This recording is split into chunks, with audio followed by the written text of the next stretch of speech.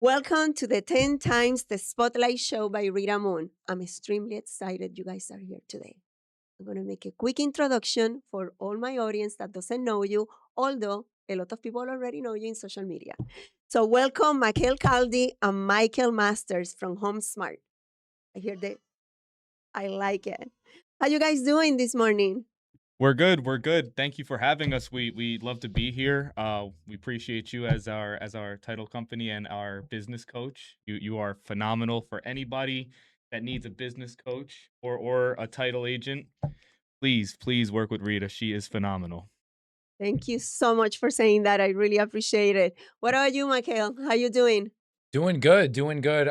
We just came from our office and had an interview to see if an additional team member would be the right fit, and we're looking forward to getting our name out there and kind of letting the public know what we're about. Yeah, I'm excited. You're growing so much. You guys are doing amazing. So today we're gonna spotlight two of my favorite people in real estate, you two. And also we're gonna talk a little bit about residential sales. We're gonna talk about new construction, investments, and commercial opportunities, and in general, how to grow a market and grow an office.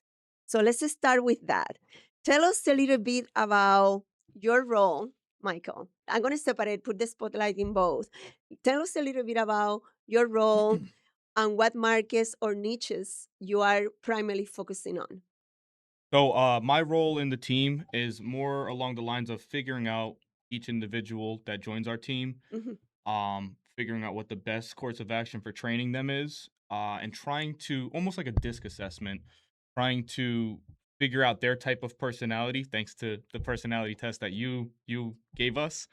And we got an algorithm where we take that personality and teach them how to talk to all the other personalities in that test.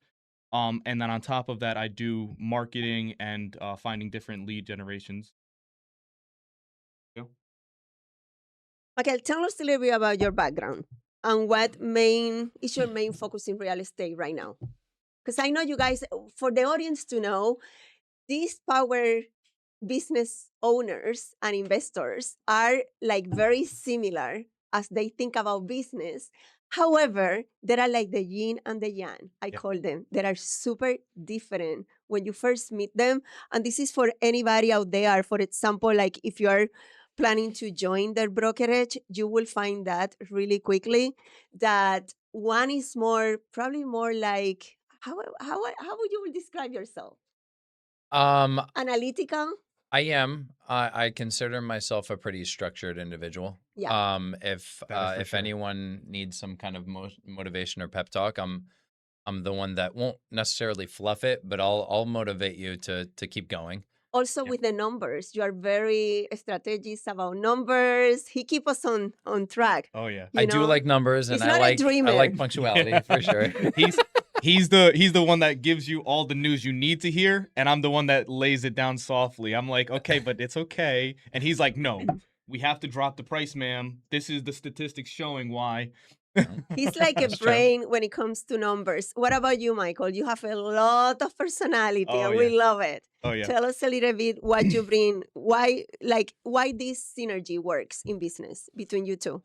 We saw just from the past team that we were on that me and him clicked very well. We both are very like-minded when it comes to business. But we also have that fluctu- flexibility to where he's my strength, he's my weaknesses, and I'm his weaknesses.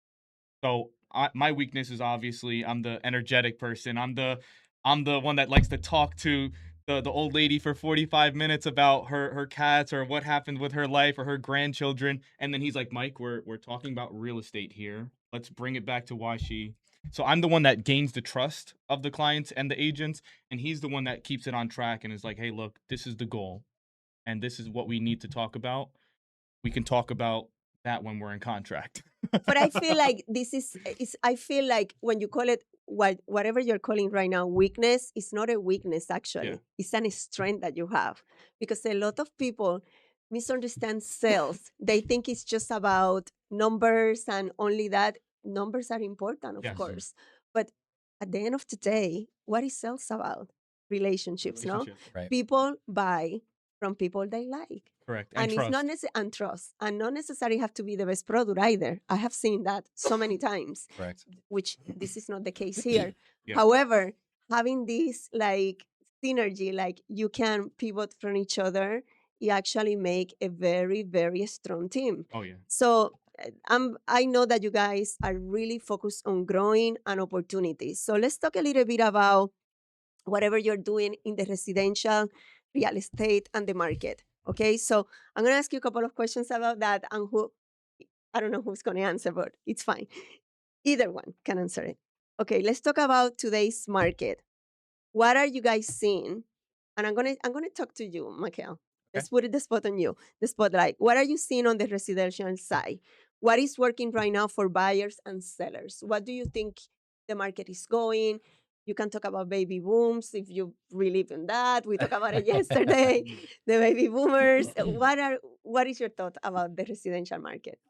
So 2026 is really just a market that's extremely comparable to 2025 in my eyes. Not much has changed. Obviously, now we're getting in the beginning of the busy season, which we call the busy season around tax season till about the end of summer, right before children get back into school for the new year.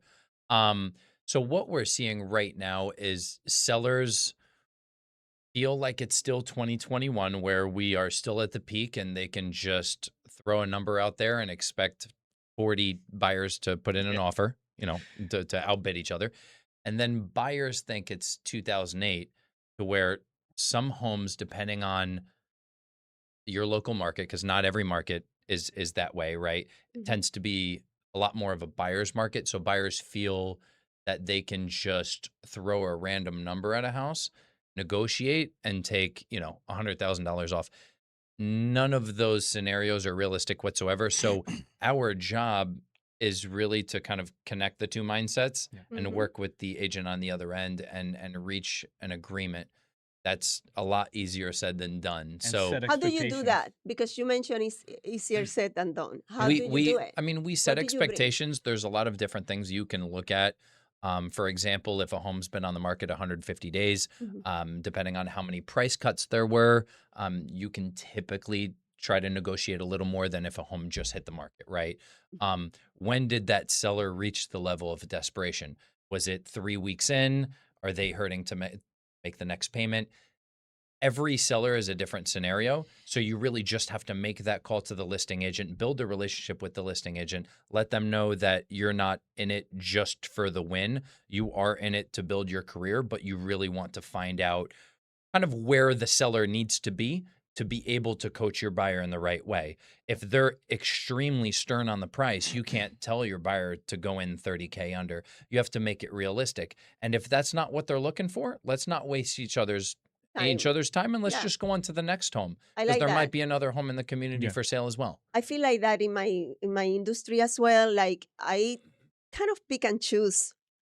I'm not saying this arrogant, but I kind of pick and choose who I work with. Yeah. A little bit. Like I want It's a true. lot of business, but if it's not a good compatible, partnership, and it's not going to be a win-win situation, I don't want to waste time.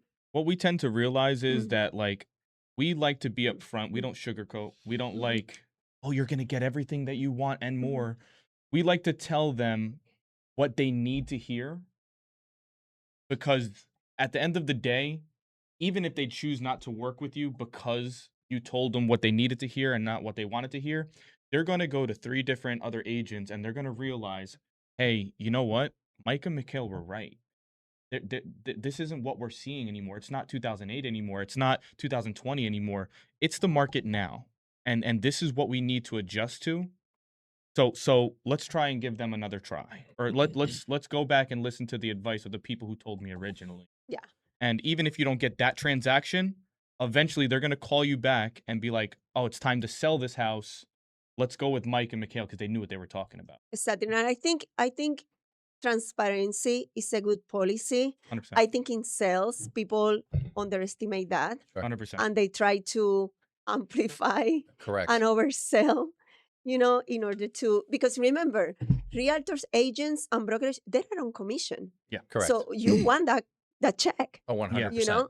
And that's why we tell a lot of our agents, typically when you go into real estate, if you're going as a solo agent, if you don't have one of these two things, it's good to join a team.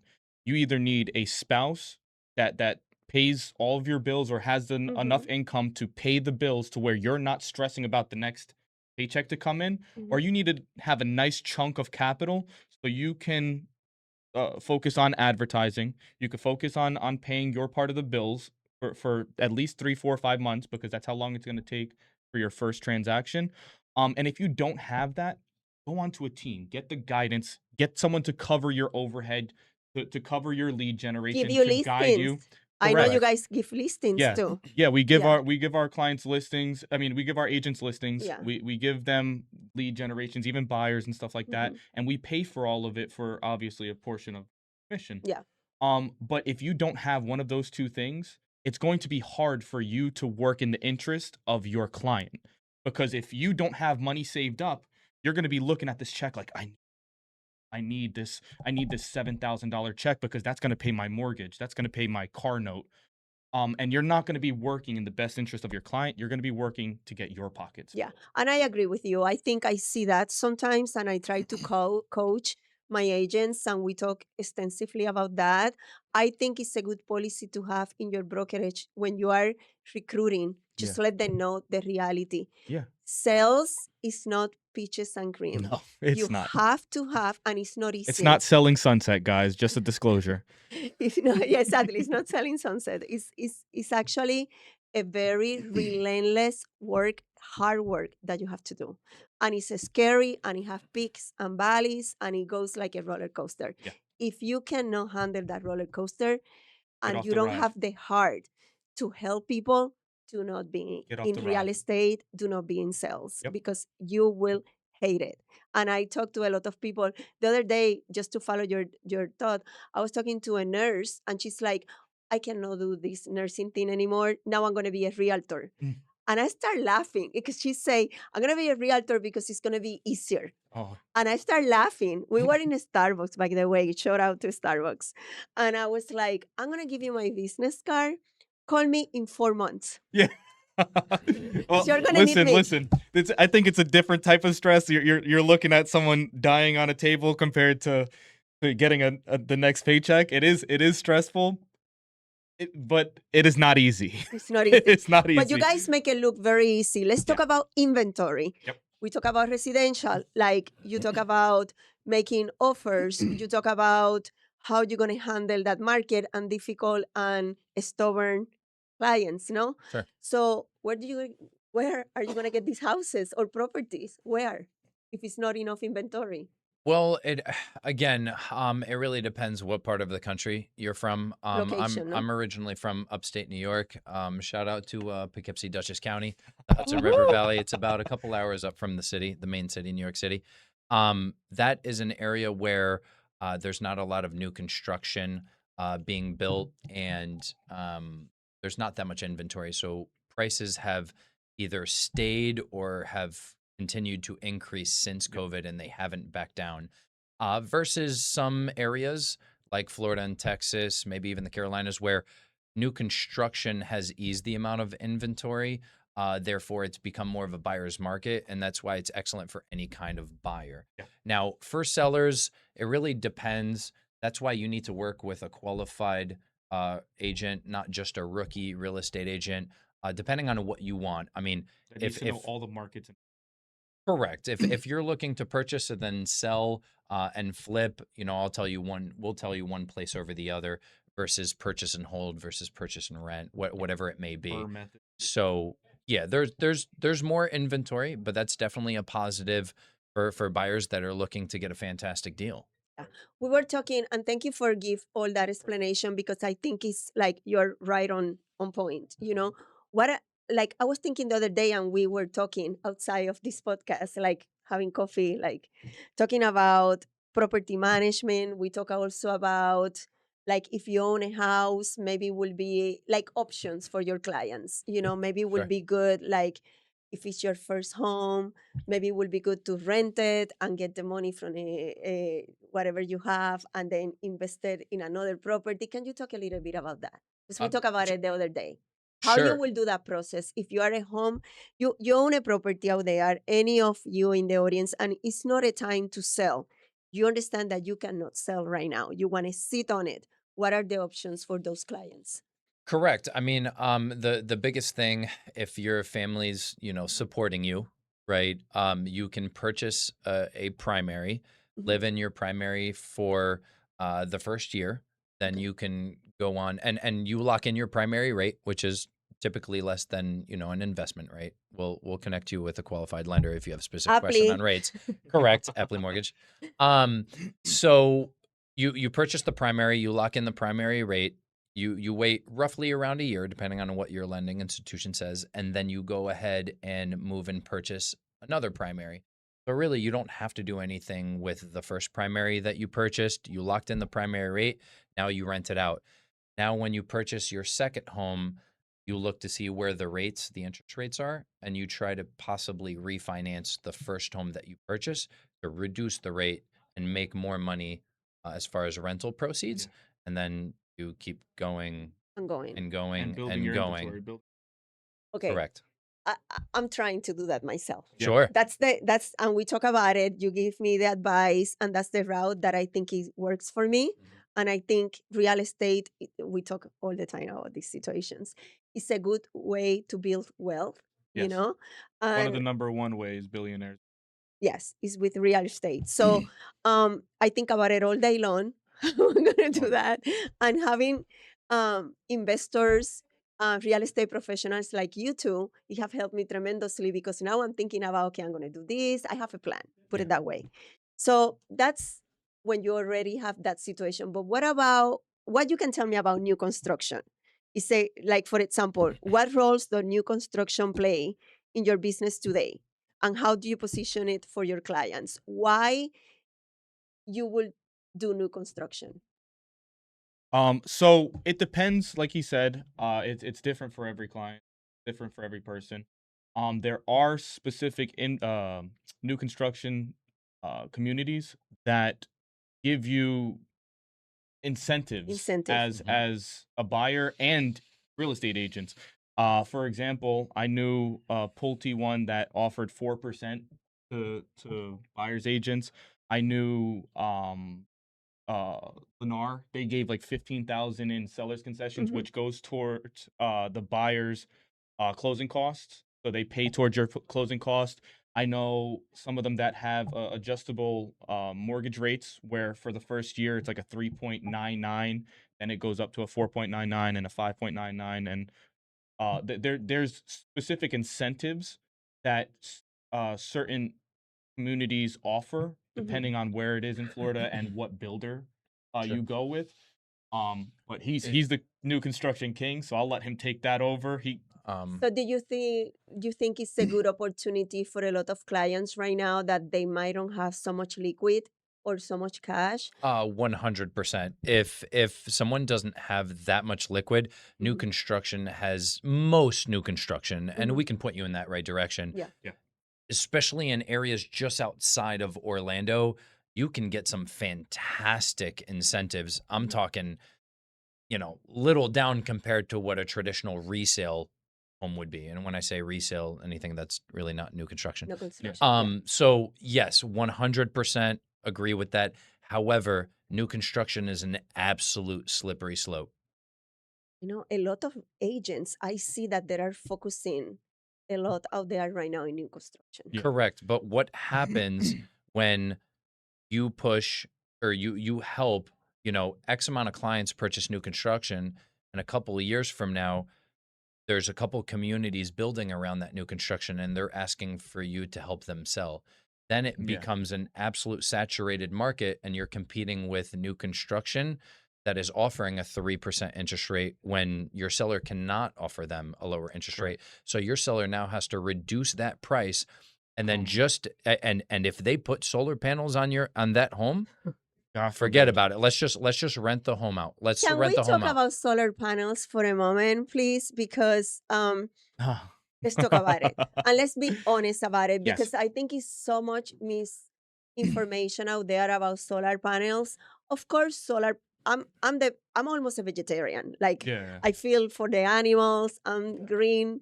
I love Sure. the planet. I'm very like boho type of person. Yeah. But I don't feel like solar panels are for every situation. I feel solar panels with me. I even look into it and I throw the numbers. Yeah. And this person was like, I will give you soft watering. I will Yeah. give you, I don't know what. He was just like, I give What you is- everything you want, basically, and for free. And I was like, it's not free lunch in America. Yeah. No. I don't believe you. I like There's that. nothing free here. But when I throw the numbers, when I actually sit down, in my case, because it's only me and my son and my dog Levi, I wasn't really, it didn't make There's sense. no incentive. It's not, I wasn't saving any money. But I want you to talk, because I know you know a lot about that. I see a lot of people that comes to do the closing in the title and they acquire a big debt for the Yep. solar panels or the warranty. I was talking to an inspector last week and he was like, solar panel, the holes. And Yep. they're like, no, it's nothing with the holes. And it is a thing. You are drilling holes. Yeah. You lose there. So I actually, before getting into real estate and Mhm. flipping, and before I did like the investment In side another of all of life. this, yeah, my past life, I was a solar installer. Okay, let's talk about it. I did inspections on solars. I did every aspect of solar that you could think of. I would never get solar on my house for multiple reasons. First reason, and they don't tell you this when they sell it to you because obviously then you wouldn't buy it. Unless you're getting the roof installed with the company that you're getting that solar with, there is like a 85 to 95% chance that the warranty on that roof is now null and void, because you have to think about it. When you're installing solar, you're drilling 1 to 4 holes per base. There's about 60 bases on each array of solar panels. So you're putting about 200 holes in your roof, and no insurance company or roofing company is going to warranty that roof after a separate company put 400 holes in your entire house's roof. That's the first part. Second part, your insurance will either A, drop your roof coverage, or charge you a crazy amount extra on the premium if they cover it. So the amount you're saving in your electric bill, you're paying more in your premium for insurance. I'm so glad you talk about this because I feel that, and I have a lot of friends out there Yeah. and I respect them. I'm not bashing the solar panel business. No. It is, and we're going to talk about it. We're going to Yeah. touch on it. It is a situation that it makes sense and we're going to get there.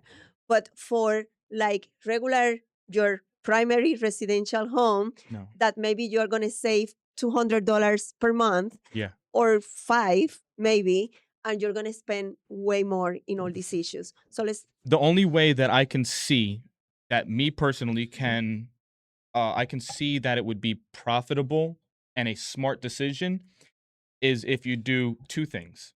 You get it on a detached, like a pergola or Okay. a ground mount, because they do that now. It's a little more pricier, but it's worth it.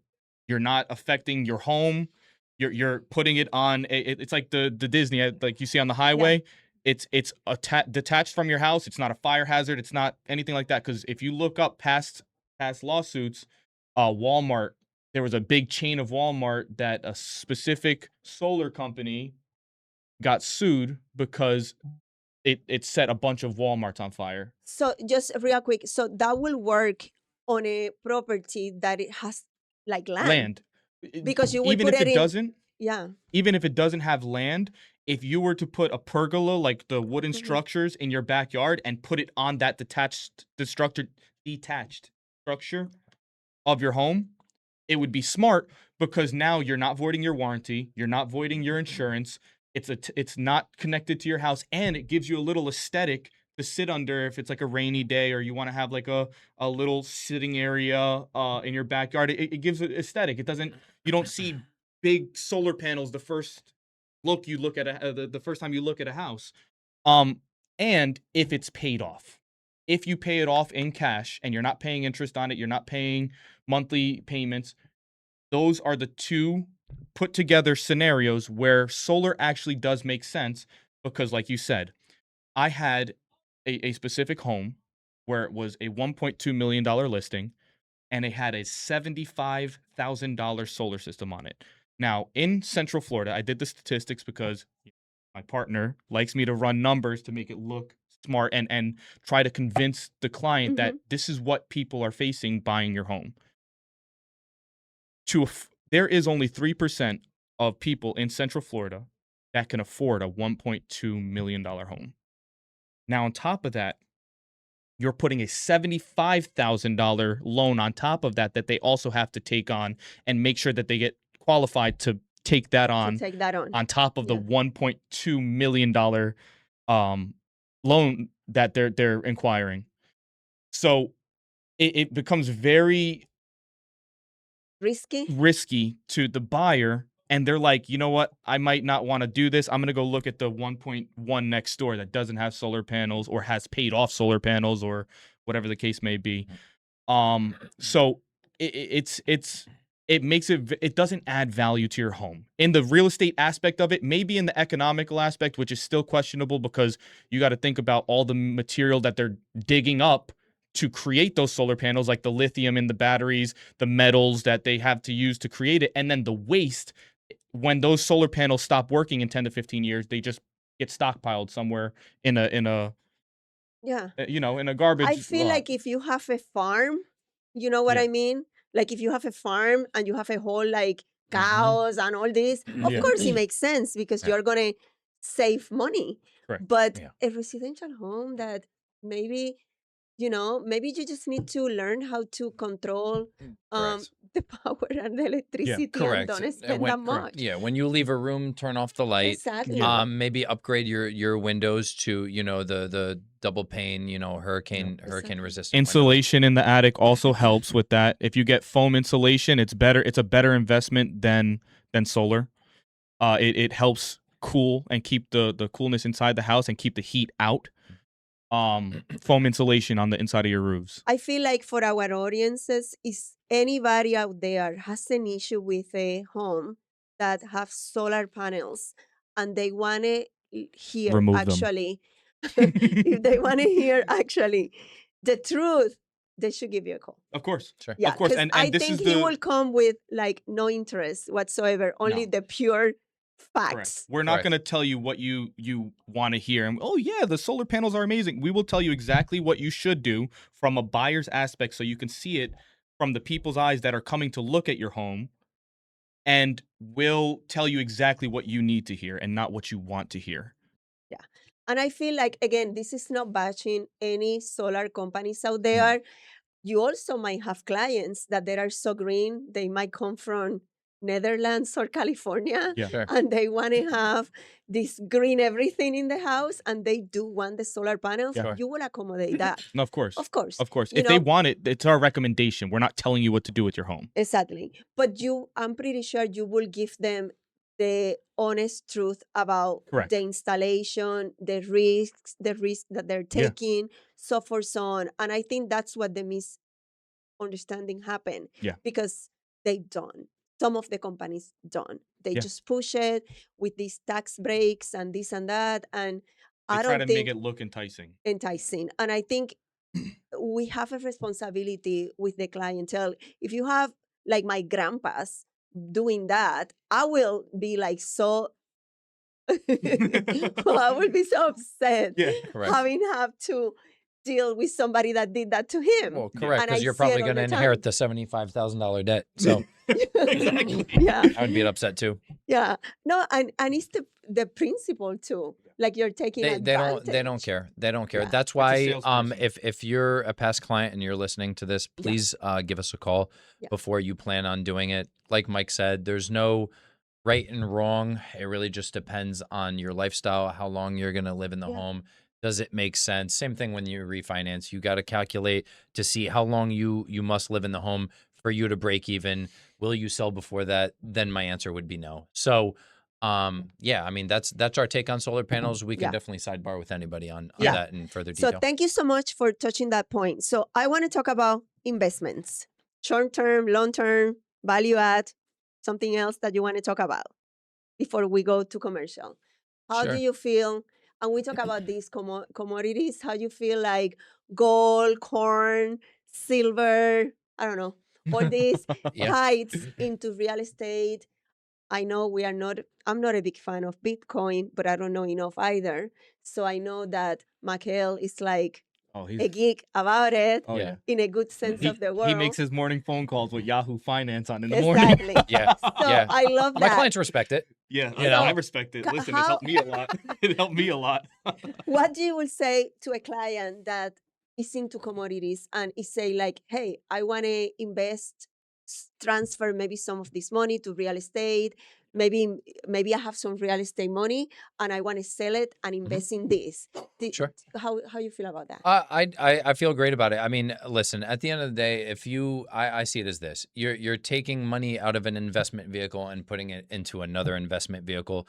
I may be a little biased because I work in the industry of real estate. But a lot of us invest in other things. It's not just real estate. Correct. I've made tangible money in real estate and was able to go from primary to primary to primary. And as I make more disposable income, I can pump it into the S&P 500, the stock market, or maybe even get a broker account and have a broker manage it. As far as coins and things you want to get into, it really depends on what you want as far as your strategy. Are you a day trader? Are you a long-term trader? What you want to get out of it. I'm gonna let you continue, but I need to put this out there. There is a condo building that is coming to Central Florida. It's gonna be in our next video on YouTube. Where the first condo building that you can purchase with Bitcoin, with crypto. So we're gonna talk more about that on our next video. But I just wanted to touch base on that while we're talking about crypto and Bitcoin. That's Mikael? amazing. I don't think a lot of people are talking about that. And I love it that you guys are putting it out there. Oh, yeah. We talk about it all the time when we have coffee and we have these talks. We call it our investment talk. Well, We talk about Bitcoin, corn, all these things. Corn. So we probably don't talk about Bitcoin as much now because it hit its all-time high, I want to say in October at $126,000 a coin, and it almost sunk to about $60,000 a coin, made a little rebound to 69, but obviously when you see something extremely vulnerable like that, Volatile. it's very rare that you purchase a $125,000 condo and 3 months later it becomes 60,000. If we see that, we're all in trouble, Yeah, not just the exactly. Bitcoin holders. So if you want to get into an asset that is known to be less volatile, then call us and we'll help you get into the real estate game. Yeah, that would be. I love it. I love the sound effect. Thank Just you. to let you know, guys, Michael is also like into all the IT situation here, and he took over the controls of this podcast. So he's like doing side effects left and right. So there we go. So let's talk about a little bit about commercial real estate. Why people are so intimidated by it? Why do you think it's that? Well, commercial real estate definitely is a beast of its own. It's a completely different contract. You typically deal with investors that have done it before, that possibly even know more than you because they've been in the business successfully running a whole plaza in multiple different cities for years and decades. So it's a different type of clientele. It's not just a first-time home buyer that doesn't know the difference between a down payment and closing costs. Correct. I think that's the reason why people are afraid to get into commercial. There's a lot more due diligence and people want instant gratification and paychecks, and these things take a little longer. Yeah. You know? The reason that commercial is scary in my aspect, because I want to obviously dabble in it. That's where all the money's made. It's like the Wall Street of But you real estate already are. investment. You guys already are dabbling into it. We're definitely leaning Yeah. towards it. We're learning a lot more about it, Mhm. and I have a decent amount of knowledge to where I can dabble into it now. Rather than 2-3 years ago when I first started the whole residential after investments and stuff like that. Yeah. But the reason it's a little more what's the word? Like, I'm not gonna say scary, but it's a little more intimidating, like you said, Like challenging, maybe. challenging, Yeah. is because in commercial, there's a lot more attorneys. There's a lot more attorneys involved because you're dealing with companies, you're dealing with like Walmarts, you're dealing with Publix, you're dealing with Tenants. Target, you're Tenants. dealing Yeah. with tenants, you're dealing with other people's investments outside of real estate that they now bring into the real estate business. And you're talking about people who have schooling for 10, 12 years in law facing up against someone who did a 2, 3 week course But I for feel like residential. in your case, like you actually have experience, Of course. both of you, and also I feel like you have the And we're from right New York. team. You're from New York, you're tough, and also you guys have the right team around you. You have Yeah. lawyers, you Correct. have Magnolia Closing also. We have Correct. a whole commercial department, Correct. by the way, and the person that run the department there, Michelle Pierce, she have more than 20 years of experience Correct. in it. Yeah. And you guys are the So ones that make it possible for us. yeah, You know, so we were hand in hand with you on that. So I feel like you come like with a good ammunition in your bag, oh, of like course. not coming alone.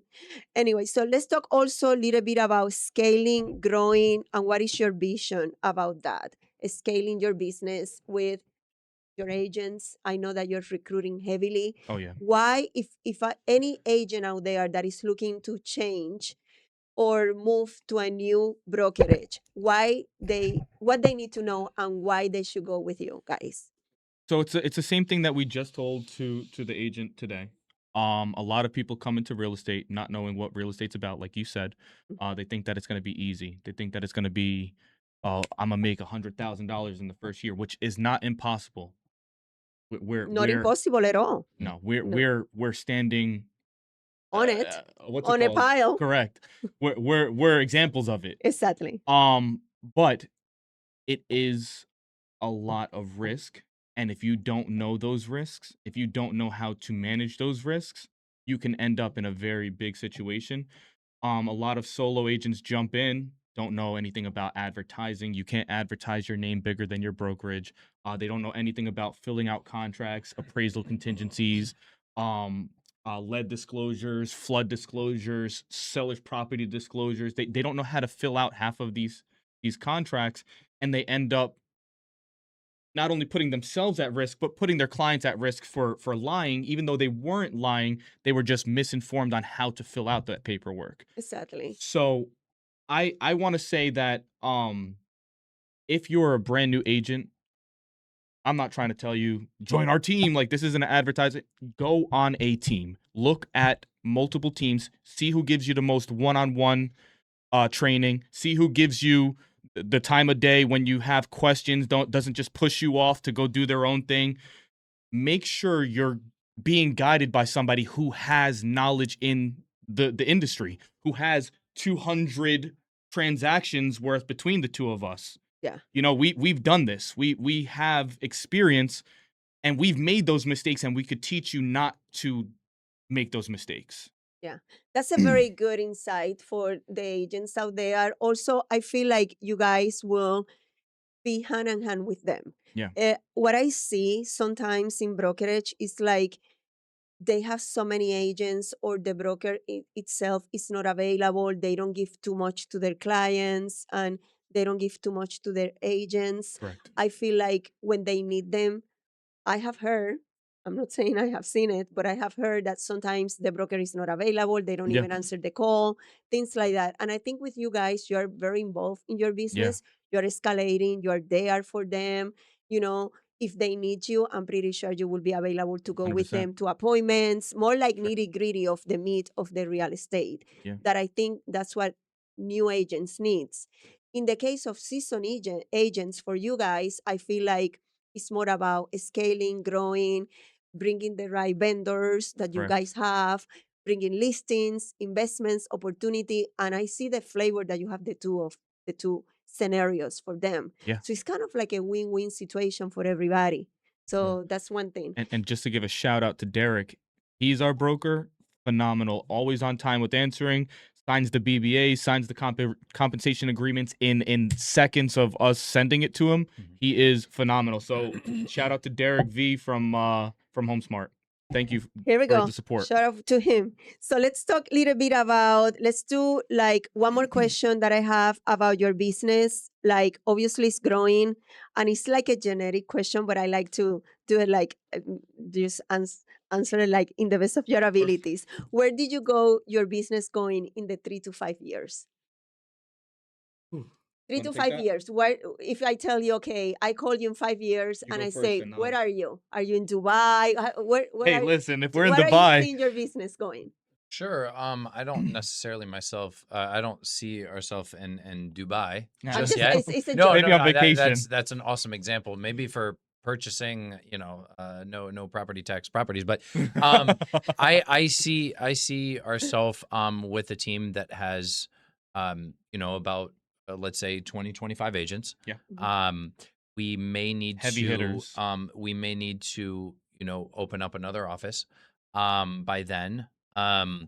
We probably will be you'll see our name more across Central Florida, and we'll probably start branching out more into commercial as well. Correct. So there's only so much residential, but I do feel as though I'm going to be a lot more of a team coach rather than a real estate agent myself. I'll still work with referrals and family members, personal, whether it be commercial and residential, but I definitely do see myself more as a team coach.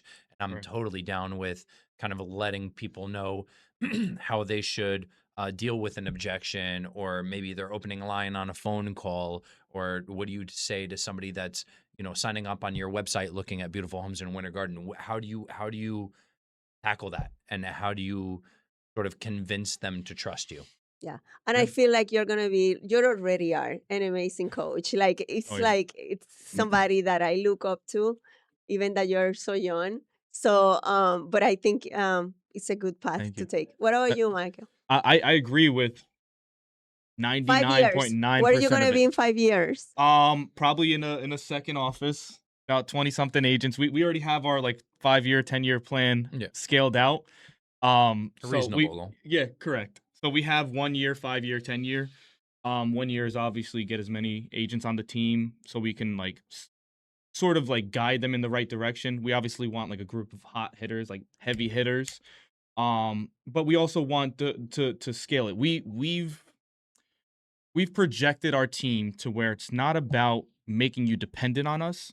It's more about making you comfortable enough to make the decision of, hey, I want to stay on their team because I don't want to cover my own overhead, or I want to be able to scale, and in 5 years from now, 3 years, 4 years, whatever the case may be, wherever you're comfortable, take that step to go out on your own and spread your wings, you know? So that's why we have that very like competitive Model. percentage of lead of commission splits.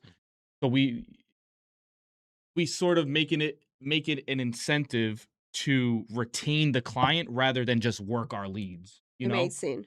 So we try to project them to work on their own. We pay for marketing. We collaborate on Instagram, which not a lot of people do, and I've seen that. They don't collaborate with the agents that are in the videos. We do that so you can build your name outside of the MK Alliance group. That's amazing. Another thing that you didn't mention, but I want to highlight is like the inclusion on your brokerage, like everybody, like different nationalities. Yeah. And you guys don't know, but Mikael is actually fluent in Spanish, Yeah. which vamos a hacer uno en español rapidito. ¿Cómo estás, Mikael? Sí, muy bien. ¿Y usted? Habla español, que es una cosa que me quedo en shock. So, para toda la comunidad y la audiencia que no hablan inglés, que no son anglosajones y necesitan una gente que hable español, Mikael, Sí, Mikael claro. puede. Sí, claro, yo puedo hablar en español y convencer la familia que es mejor de invertir aquí en Central Florida. Yo hablo espagnol y también hablo français. Je parle français pour tout le monde qui veut une maison ici en Floride. Morí de amor. Beautiful. I call him the encyclopedia agent. No puedo con él. Y déjame decirte que está casada con una latina.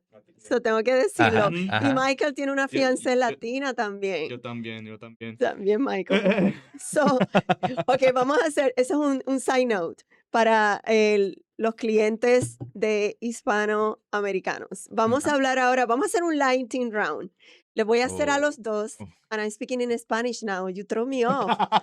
It's okay. Yeah, you It's you see okay. us. They're like they definitely speak Italian, and then once the Spanish comes out, even my mom.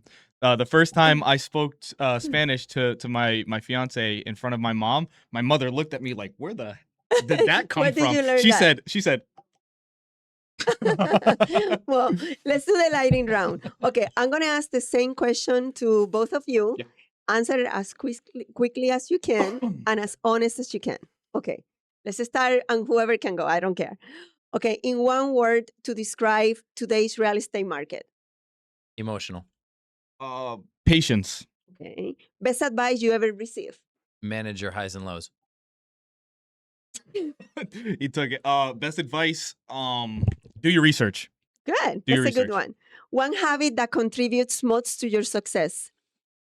One habit that can work ethic. Self-discipline. Work ethic. Good.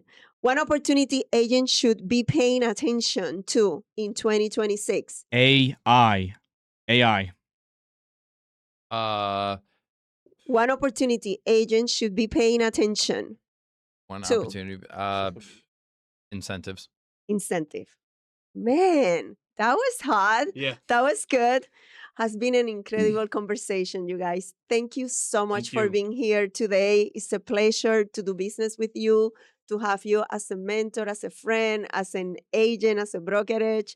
I love it. Thank I you. enjoy tremendously the collaboration. So thank you so much. Us as well. You're Thank a you. big help. You're a big help to our team. You have been immeasurable amount of help to us growing our team. Absolutely. It's my pleasure. I'll do it. individually as agents on all of our teams, she'll sit down and talk to each individual one and tell them what they need to work on. You're phenomenal. Thank you. Kudos to I you. appreciate it. I do it with a lot of love, and Oh, you yeah, guys for feel sure. it. We could tell. Oh, yeah. I do it. So before I leave, let's make sure everybody knows where to find you. So phone numbers, social media. Obviously, I'm going to put it on the description. It's Of going to be course. there. But anyway, you want to shout out your phone number? You could find us on Instagram at MK Alliance Group. You could find me, M Masters Realtor. My phone number is 407-961-0648. And my email is Michael@MK Alliance Group. Sure. And Mikael here again. My phone number is 407-893-0035. And you can follow me on Instagram at realtor.orlando_. Great. Now you need the applause. Thank you so much again. And you guys make sure that subscribe, like, and share. Thank you all, and see you soon. Thank you guys. Have a great Thank one. you. See you on the next video.